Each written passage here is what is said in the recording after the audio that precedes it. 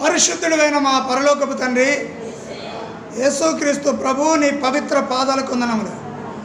నీ పరిశుద్ధ నామమును బట్టిన తండ్రి నీ సన్నిధిలో మిమ్మల్ని ఆరాధించుటకు స్తుతించుటకు మీ కృపను గ్రహించినారు. నీ నామమును బట్టి నీ పరిశుద్ధమైన వాక్యమును నా తండ్రి మేము జ్ఞాపకం చేసుకొనిచుండగా నీ ఆత్మ చేత నీ ప్రజలతో మీరు మాట్లాడి మా అందరిని అంతని మీరు మాట్లాడి మమ్మల్ని దర్శించి బలపరచమని యేసుక్రీస్తు పరిశుద్ధ నామమున వేడుకొంచున్నాం పరమ తండ్రి. ఆమేన్ ఆమేన్. ఈ దినమున మనము ప్రభు అయిన యేసుక్రీస్తు యొక్క సన్నిధిలో ఆయన్ని ఆరాధించడానికి స్తుతించడానికి ఆయన పరిశుద్ధమైన సన్నిధిలోనికి మనం ప్రవేశించినాం. ఆయన మందిరము పరిశుద్ధమైంది. ఆయన మందిరములో ప్రవేశించేవారు ధన్యులు. ఆయన మందిరంపై ఉన్నటువంటి ఆసక్తి ఎవరికైతే ఉంటుందో వారు తప్పకుండా ఆయన యొక్క మందిరంలో ప్రవేశించి ఆయన ఘనపరుస్తూ ఉంటారు, ఆయన మహిమపరుస్తూ ఉంటారు. అందుకే పరిశుద్ధ గ్రంథములో కీర్తన గ్రంథము 81వ అధ్యాయము 4వ వచనం చదవండి. 81:4.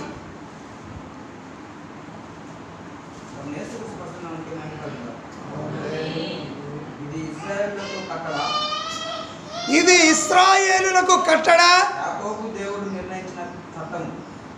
యాకోబు దేవుడు నిర్ణయించిన చట్టము. ఆయన ఐగుప్తు దేశ సంచారము చేసినప్పుడు యేసేపు సంతతికి సాక్ష్యముగా చాలు. యేసుక్రీస్తు నామమునకే మహిమ కలుగును గాక. ప్రియమైన దేవుని బిడ్డలారా, ఇది ఇశ్రాయేలులకు కట్టడ. ఏం రాయబడి ఉన్నది? ఒకసారి 3వ వచనం చదువుతానా? చాలు, 4వ వచనం చదువు.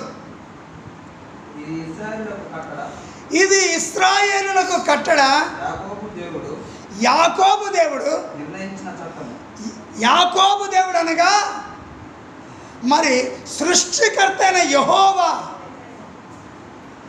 నేను యాకోబు దేవుడను, నేను ఇశ్రాయేలును, నేను యాకోబును మార్చిన అని దేవుడు సెలవిచ్చాడు. అయితే అక్కడ అమావాస్యను గురించి చాలామంది ఇది అన్యులు నియమించింది అనుకుంటారు. చాలామంది ఇది అన్యులు, అమావాస్య అంటే ఇది అన్యులు ఏర్పాటు చేసేవేమనుకుంటారు. కాదు, దేవుని వాక్యం సెలవిస్తూ ఉంది.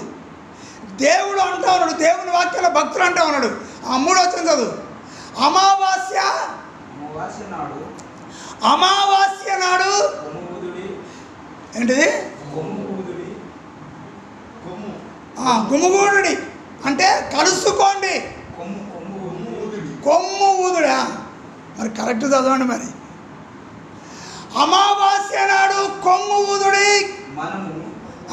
మనము పండగ ఆచరించు దినమగు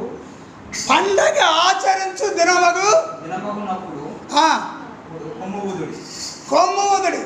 మన పండగ ఆచరించు దినమప్పుడు మీరు కొమ్ము ఊదండి. ప్రియమైన దేవుని బిడ్డలారా, కొమ్ము ఎప్పుడు ఊదాలట? అమావాస్య దినమున కొమ్ము ఊదండి. ఆ దినాల్లో శత్రువుల మీదికి యుద్ధానికి పోవాలంటే అప్పుడు యెహోషువ కొమ్ము ఊస్తాడు. ఊదినప్పుడు అప్పుడు సైన్యం అంతా సిద్ధపడతారు. ఏమవుతారు? సైన్యం అంతా యుద్ధానికి సిద్ధమవుతారు. ఆ శత్రువులు ఎవరో యుద్ధానికి వస్తారు కనుక మరి ఆ యెహోషువ కొమ్ము ఊదుతూ ఉన్నాడు కనుక సైనికులందరూ కూడా మరి యుద్ధానికి సిద్ధంగా లేస్తారన్నమాట, సిద్ధపడతారు. అందుకే కొమ్ము ఊదాలి. అంటే ఈ అమావాస్య నాడు మరి యుద్ధానికి కొమ్ము ఊదే సమయాలు ఉంటాయి. ఈ అమావాస్య నాడు కొమ్ము ఊదుడు అని చెప్పి పండగ దినమును ఆచరించు దినమున పున్నమి నాడు. పున్నం అనేది ఎప్పుడు అన్యజనులు వాడుతూ ఉంటారు. మరి ఎక్కడుంది ఇది? ఎక్కడున్నది? ఉన్నదా బైబిల్లో? వింటారా మీరు? మీరు మూగమైన చెవిటి మళ్ళీ ఉన్నదా? ఉన్నది. అందుకే మూగా చెవిటి ఉన్నది కాబట్టే మాట్లాడలేదట వాళ్ళు. ఉన్నదట. ఉన్నదా? లేదని చెప్పాలి. మరి ఇక్కడ పున్నమి నాడు పండగ దినము ఆచరించు పున్నమి నాడు కొమ్ము ఊదండి. అంటే ఏదైనా పండగ, మరి దేవుడు నియమించిన పండుగను ఆచరించినప్పుడు మనందరూ పాల్గొనాలి. ఎంతమంది తెలుసా వాళ్ళు? ఎంతమంది? ఇజ్రాయేలు 6 లక్షల మంది కాల్బలం. ఇంకా మరి స్త్రీలు ఎంతమంది ఉన్నారు, పిల్లలు ఎంతమంది ఉన్నారు? అంటే మరి ఆ కొమ్ము ఎలాంటి కొమ్ము? అన్ని లక్షల మందికి వినబడాలి. ఎంత గట్టిగా ఊదితే మరి ఆ కొమ్ము అందరికీ వినబట్టేట్టు తయారు చేశారు. 6 అంటే 12, 18 లక్షల మందికి వినబడాలి. మరి కొమ్ము ఊదినప్పుడు యుద్ధానికి సిద్ధం. అంటే పండగ ఆచరించే సమయం వచ్చినప్పుడు మరి వారు పున్నమి నాడు కొమ్ము ఊదుడి. కనుక పున్నమి అంటే దాని అర్థం ఏంటిదంటే వెలుగు. పున్నం అంటే ఏంటిది? వెలుగేనా? నేను అనుకుంటాను వెలుగని. వెలుగే కదా. పున్నమి అంటే వెలుగు. మరి ఇప్పుడు వెలుగెవరు? ఒక్కసారి మనము యోహాను సువార్త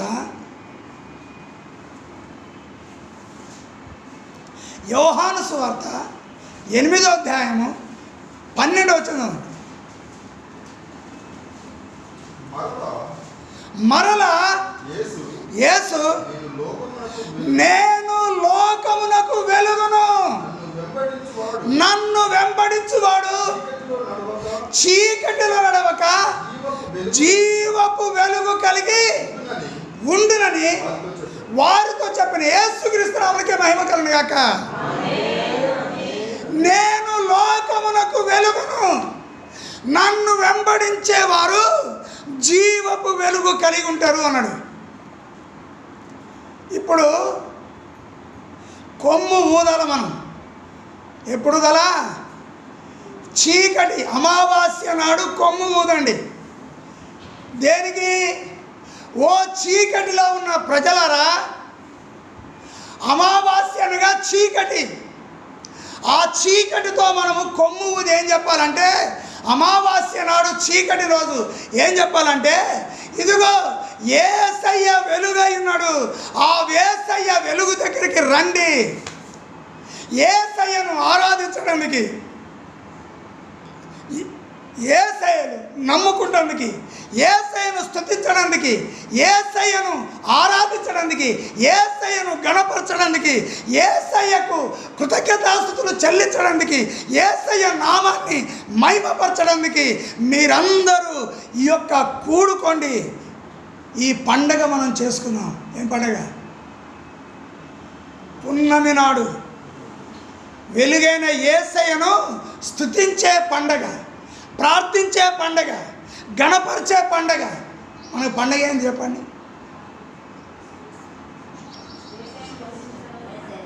క్రిస్టమస్ పండగ కాదు, గుడ్ ఫ్రైడే పండగ కాదు. మనకి ప్రతిరోజు ప్రతి క్షణం పండగే. ఏంటిది? ప్రతి క్షణము పండగే. ఎందుకు?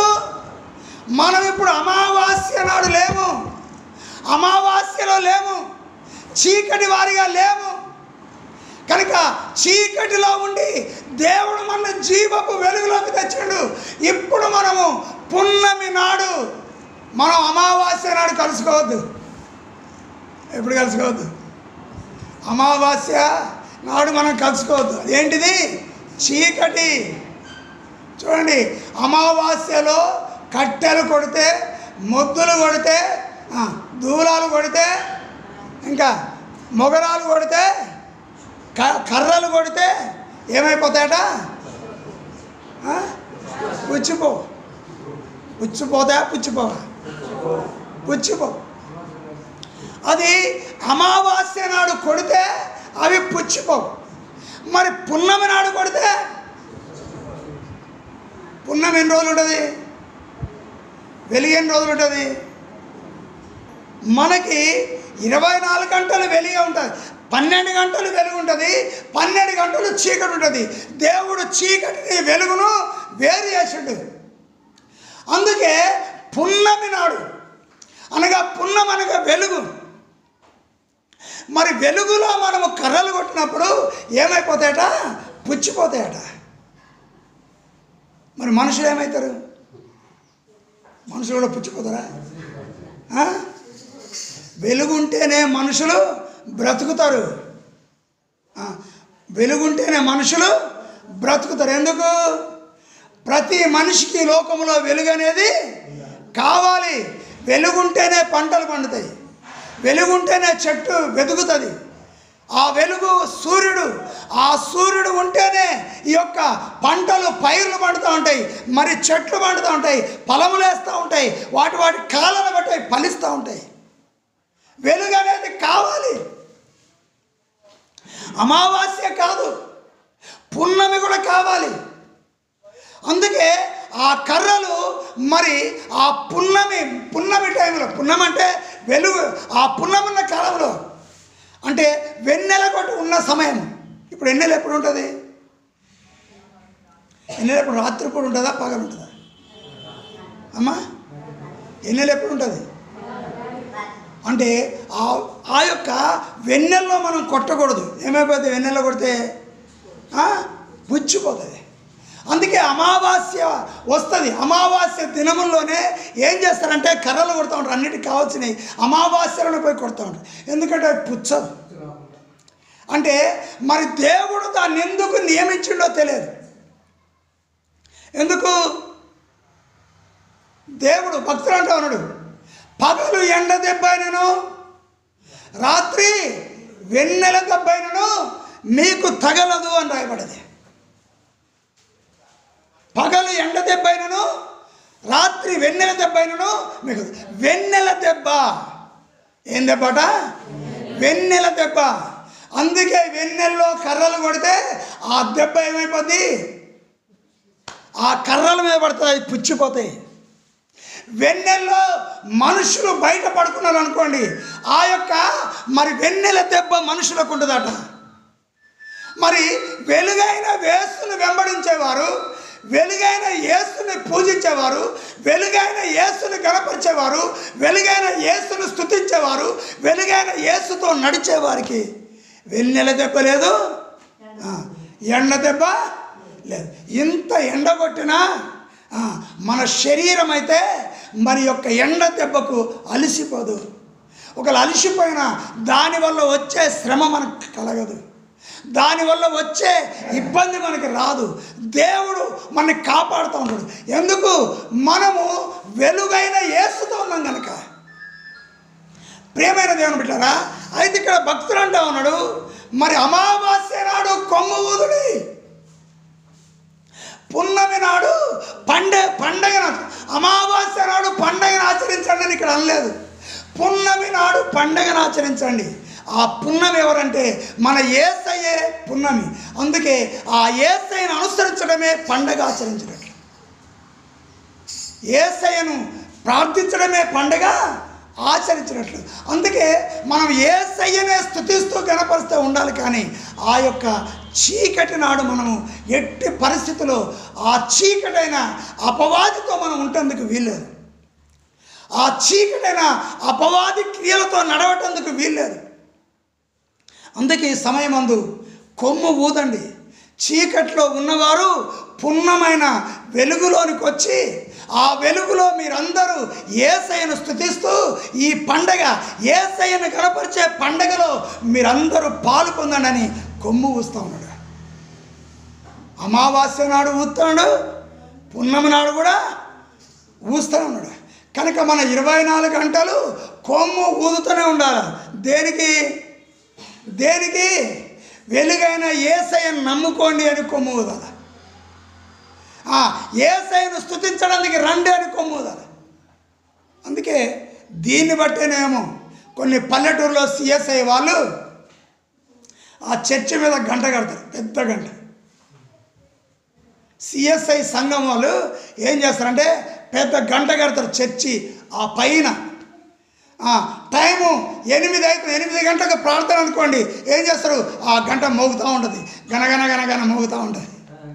అంటే ప్రార్థనకి టైం అయింది, రండి పరిగెత్తుకొని దేవుని సన్నిధికి రండి అని ఆ గంట.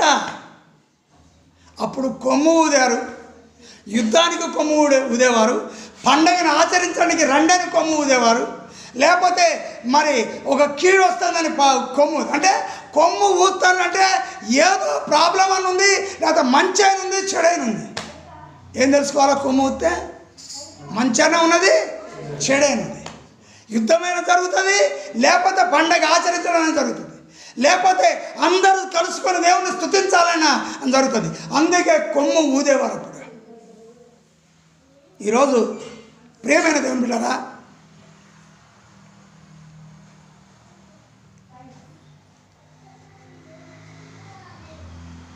యేసయ్య నందు విశ్వాసం ఉంచిన మనము, యేసయ్య మార్గంలో నడుస్తున్న మనము, యేసయ్య వెలుగును మరి స్తుతించడానికి ఏం చేయాలా?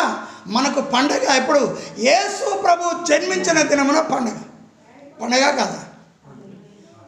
యేసయ్య ప్రతి వారి హృదయంలో ప్రతిదినమును ఆయన జన్మిస్తూ ఉంటాడు.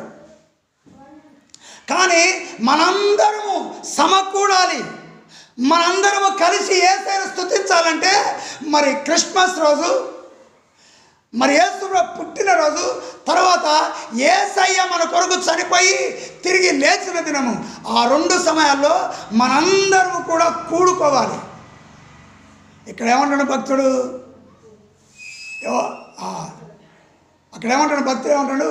పున్నమి నాడు, దాని ముందు మనము పండగ ఆచరించు దినమున పున్నమి నాడు కొమ్ము ఊద.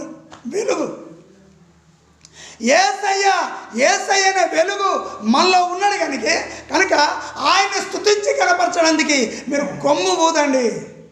అందరూ కలుసుకొని మరి యేసయ్యను స్తుతించండి, మహింపరచండి అని ఇక్కడ భక్తుడు సెలవిస్తూ ఉన్నాడు. అందుకే ఆ దినమున అందరూ సమకూడతారు. వెలుగు రోజే, పున్నమి నాడే సమకూడతారు, అమావాస్య నాడు సమకూడరు. కనుక ఇంకెవరైనా అమావాస్యను అనుసరించే వాళ్ళు ఎవరైనా ఉంటే, ఇదిగో పున్నమి నాడు పండగ ఆచరించక రండి అని అమావాస్య నాడు కూడా కొమ్ము ఊదబడతా ఉన్నది. ప్రియమైన దేవుని బిడ్డారా, మన యేసయ్య చూడండి, 2వ తిమోతి పత్రిక, 1 పేతురు పత్రిక 2వ అధ్యాయం మొదలు చదవండి, 9 చదవండి. 2:9 పేతురు మొదటి పత్రిక 2:9. అయితే మీరు చీకటిలో నుండి ఆశ్చర్యకరమైన అనగా యేసయ్య వెలుగులోనికి మిమ్మల్ని పిలిచిన యేసయ్య గుణాతిశయములను ప్రచురము చేయు నిమిత్తము కనుక ఆ యొక్క మరి చీకటిలో నుండి తన ఆశ్చర్యకరమైన వెలుగులోనికి మనల్ని పిలిచిన మరి యేసయ్య గుణాతిశయములను ప్రచురం చేయ నిమిత్తము మీరు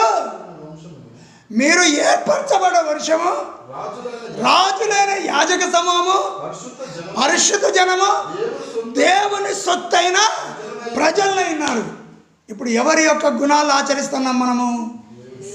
యేసయ్య. ఇప్పుడు ఎక్కడి నుంచి వచ్చినాం?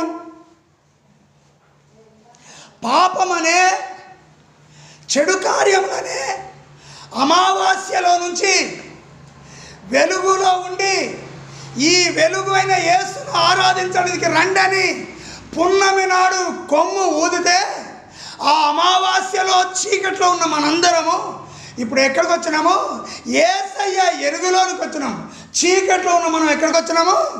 యేసయ్య ఎలుగులోనికి వచ్చినాం. ఇప్పుడు ఏం చేయడానికి వచ్చినాం? మరి యేసయ్య ఎలుగులోకి ఏం చేయడానికి వచ్చినాం? యేసయ్య గుణాతిశయములను ప్రచురము చెయ్యటానికి వచ్చినాం. వెలుగులోనికి ఎందుకు వచ్చినాం? యేసయ్య దగ్గరికి ఎట్లా ఎందుకు వచ్చినాం మనము? యేసయ్య గుణాతిశయములను ప్రచురం చేయడానికి వచ్చినాం. అయితే ఇప్పుడు మనం ఎవరమైనాము? ఇప్పుడు మనం ఎవరం? మనము ఒక వంశం. మనం యేసయ్య వంశములను ఏర్పరచబడ్డ వంశం మనం. అంటే ఈ యేసయ్య వెలుగైనడు, ఆ వెలుగైన యేసయ్యను ఆరాధించే ఒక వంశం మనము. దేవుడు ఏర్పరచుకున్నట్టు వంశము ఇది. మొట్టమొదటి ఏర్పరచబడి యేసయ్యను ఆరాధించే మరి ఏర్పరచబడ్డ వంశం మనము. ఇప్పుడు మనం ఎవరము? రాజులము, యాజకులము. రాజులము, యాజకులం. ఇది రెండవది. ఇప్పుడు ఎవరు మనము? పరిశుద్ధ జనం. అంటే ఏ పాపము లేని పరిశుద్ధ జనము, దేవుని సొత్తైన, దేవుని యొక్క సొత్తైన ప్రజలము. ఇప్పుడు మన అందరము ఎన్ని కోట్ల మంది ప్రపంచంలో ఉన్నారో వాళ్ళు నియమింపబడిన మందిరంలోనికి ఏం చేయాలా? పున్నమి నాడు అందరూ కలుసుకోవాలి. కలుసుకొని ఏం చేయాలా? యేసయ్యను ఆరాధించాలి, యేసయ్యను స్తుతించాలి, యేసయ్యను గణపరచాలి. మన పున్నమి యేసయ్య. మరి యేసయ్య ఆయన కొమ్ము ఊదమని చెప్తా ఉన్నాడు. రండి ఏర్పరచబడ్డ వారులారా, రాజులైన యాజకులారా, పరిశుద్ధ జనమా, నా సొత్తైన ప్రజలారా, రండి నన్ను ఆరాధించడానికి.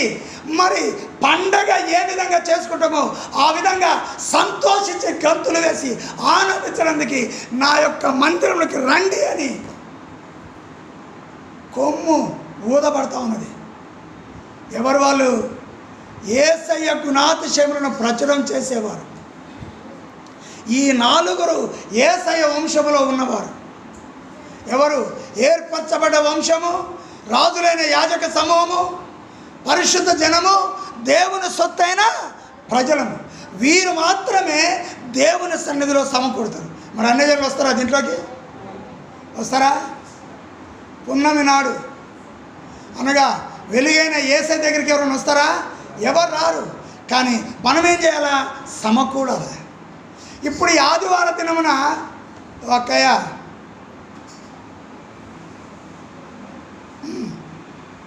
సంతోషం. ఏం చేయాలా? ఏం చేయాలా? వింటే కదా ఏం చేయాలి? ఏం చేయాలా?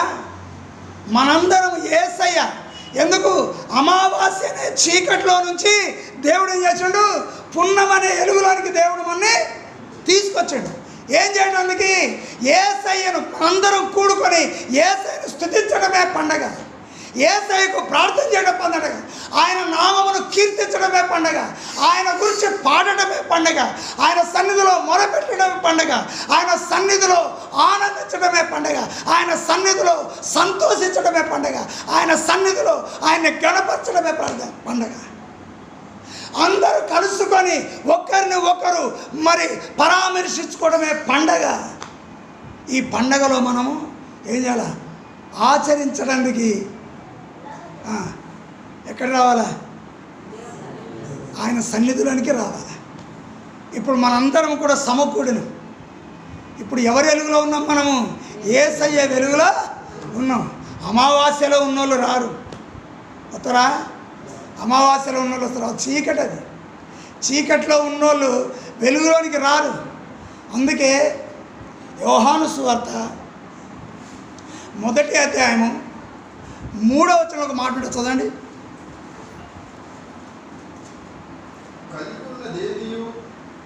4వ వచనం చదవండి. వారిలో జీవముండెను. ఆ జీవం ఎప్పుడు ఎన్నో వచ్చిన అది 4 వచ్చి చదువు. ఆయన అనే మాట వినపల్లి, ఎందుకంటారు ఆయనలో. ఆయన అంటే ఎవరు? ప్రభు అయిన యేసుక్రీస్తు. ప్రభు అయిన యేసుక్రీస్తు ఆయనలో జీవం ఉండెను. ఆ జీవము మనుషులకు వెలుగు. యేసుక్రీస్తు నామమునకే మహిమ కలుగును గాక. ఇప్పుడు యేసుక్రీస్తు జీవమైనడు. ఆ జీవమైన యేసుక్రీస్తు ఇప్పుడు వెలుగైనడు. ఆయన వెలుగైనను. ఆ వెలుగు చీకటి అనగా అమావాస్యలో ఉన్నవారిలోకి పోయి వెలుగు కనపడుతుంది, కానీ ఆ చీకటి ఆ వెలుగు, ఆ వెలుగైన యేసయ్య మాటలు ఆ అమావాస్యైన చీకటిలో ప్రకటింపబడుతున్నవి, కానీ ఆయన గుణాతిశయములను ప్రకటింపబడుతున్నాయి, కానీ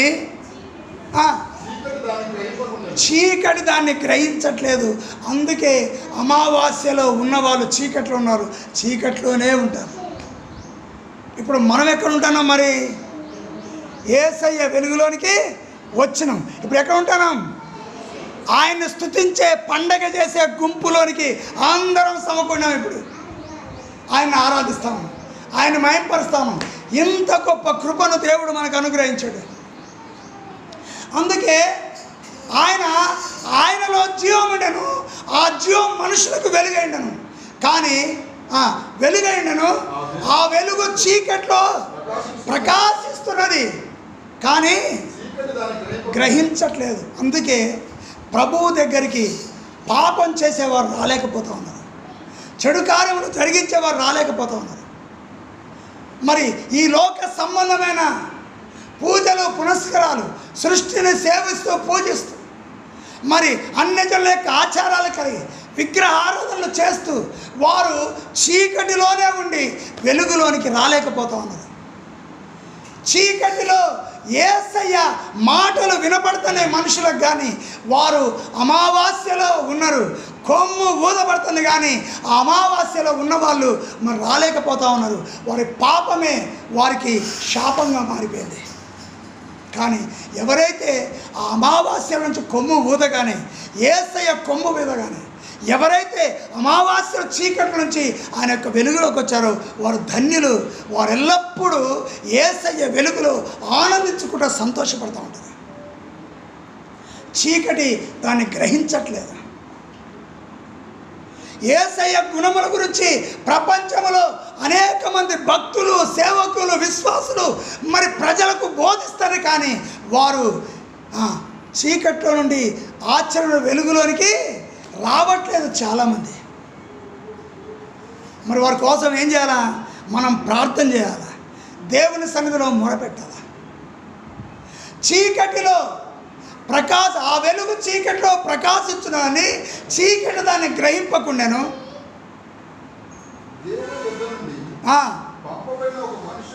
చాలు.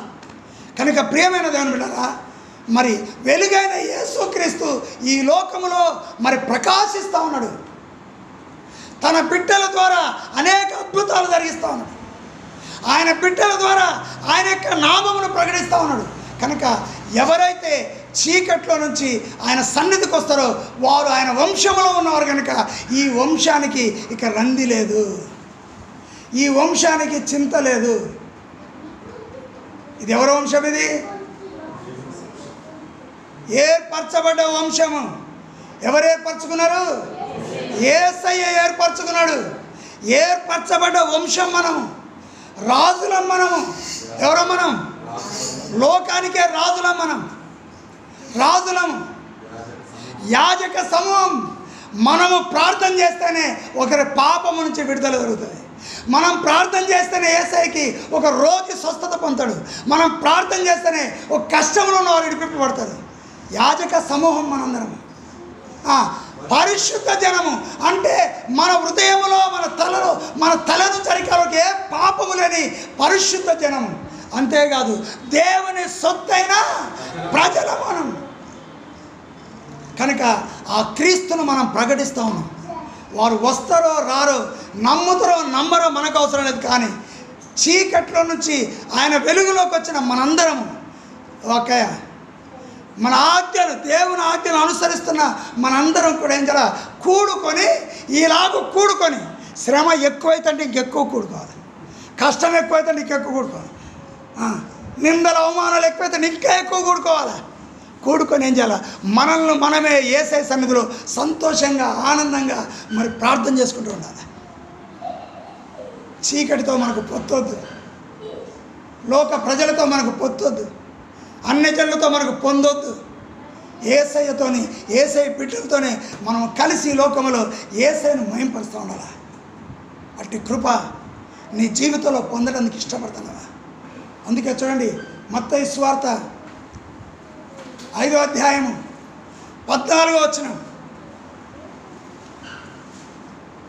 5:14, మీరు లోకమునికి, యేసు ప్రభువు చెబుతున్న మాట. ఆయన మొదలు చూడండి, అనగా యేసు క్రీస్తు ప్రభువు ఆ జనసమూహములను చూచి కూర్చుండగా ఆయన శిష్యులు ఆయన దగ్గరకు వచ్చారు. అంతేకాదు, ఆయన శిష్యులు, ఆయన నమ్మిన వారు, ఆయన బిడ్డలుగా మార్చబడిన వారు, ఆయన మాటలు వింటందుకు వచ్చిన వారు ఎవరు వస్తారండి? యేసయ్య మాటలు వింటందుకు ఆయన బిడ్డలు వస్తారు. బయట నుంచి ఎవరు వచ్చినా కూడా, అన్యజనులు వచ్చినా వారు స్వస్థత పొందడానికి, విడుదల పొందడానికి, యేసయ్య ద్వారా పాపములు క్షమించబడాలని, మరి నీతిగా మరి జీవించాలని ఆయన దగ్గర, ఆయన మాటలు వింటందుకు వస్తారు. అందుకే ఆయన శిష్యులు ఆయనకు వచ్చినప్పుడు ఆయన ఏమంటాడు తెలుసా? చాలా విషయాలు చెప్పుకుంటూ వచ్చి ఇక్కడ 14 వచ్చాను అంటాడు. ఏమంటాడు? మీరు లోకమునకు. ఇప్పుడు ఏమై ఉండాలి మన లోకానికి? అమావాస్యగా ఉండాలా? అమావాస్యగా ఉండాలా? మరి పున్నమిలాగా ఉండాలా? ఎట్లా? పున్నమి అంటే వెలుగు. మనం పున్నమిలాగా ఉండాలా? మనం అమావాస్యగా ఉండొద్దు. ఎప్పుడు కొమ్ము ఊదాలా? అమావాస్యలో ఉన్నవారికి అమావాస్య నాడు కొమ్ము ఊదండి, కానీ వాళ్ళతో కలిసిపోకండి. మరి పున్నమి నాడు కొమ్ము ఊదండి, అప్పుడు అందరు కలుసుకొని దేవుని ఆరాధించండి. ఆ పున్నమి ప్రతిరోజు మనకు పున్నమే, కానీ అందరూ కూడుకునే పున్నమేది? ఆదివారం దినం. ఎందుకు? యేసయ్య ఆదివారంన తిరిగి ఆయన పునరుద్ధానుడై లేచిండు. యోహాను సువార్త 21వ అధ్యాయం మొదట చదవండి.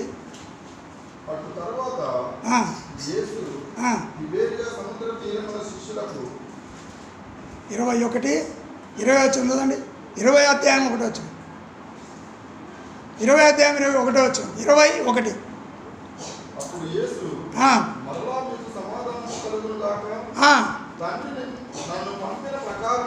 చూడండి 20 లూకా సువార్త చదవండి ఒక్క మాట. 24వ అధ్యాయం మొదలు వచ్చింది.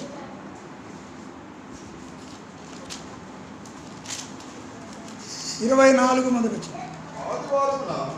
ఆదివారమున తాము సిద్ధపరిచిన సుగంధ ద్రవ్యములను సమాధి యొద్దకు వచ్చి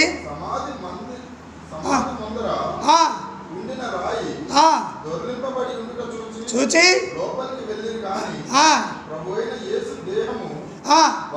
వారికి కనబడలేదు. ఉండగా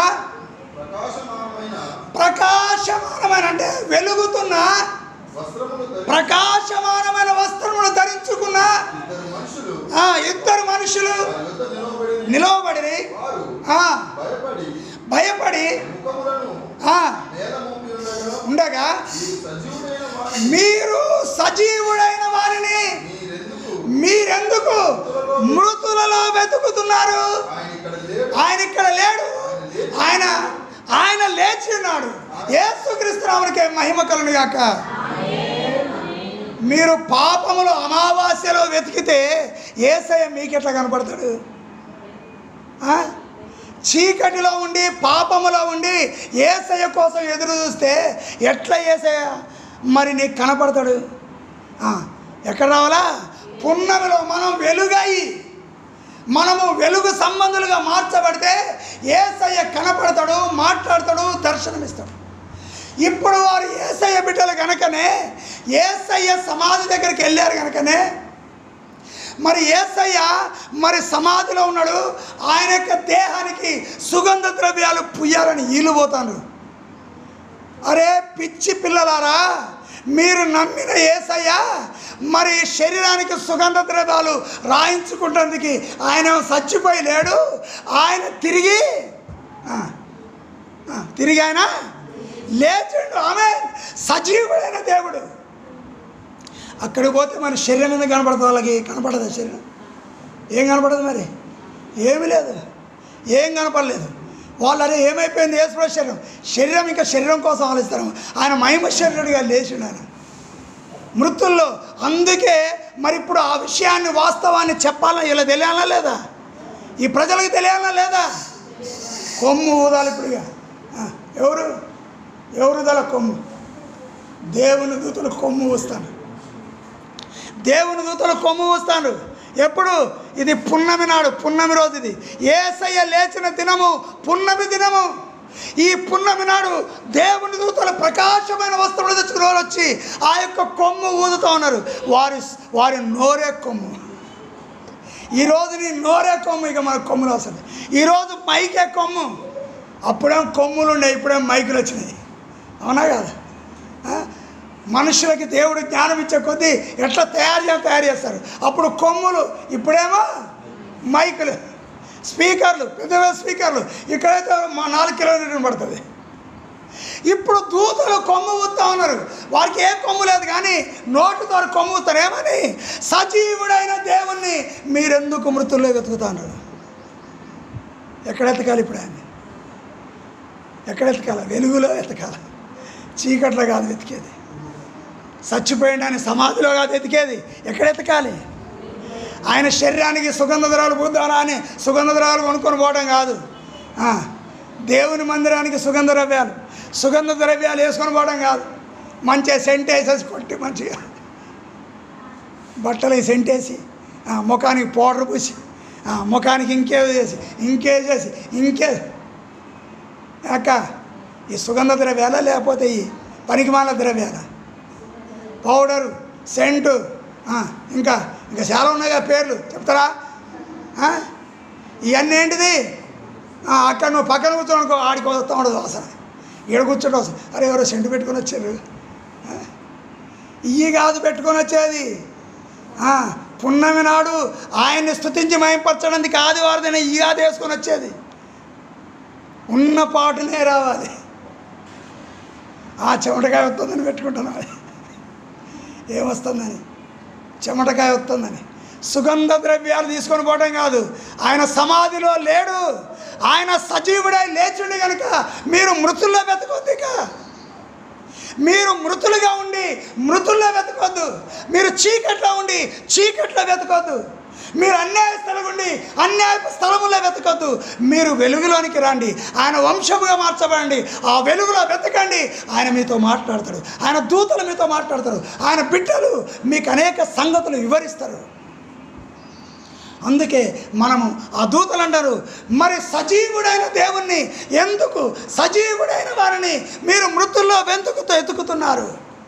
ప్రేమైన దేవుని బిడ్డలారా, అప్పుడు వాళ్ళు ఆశ్చర్యపోయారు.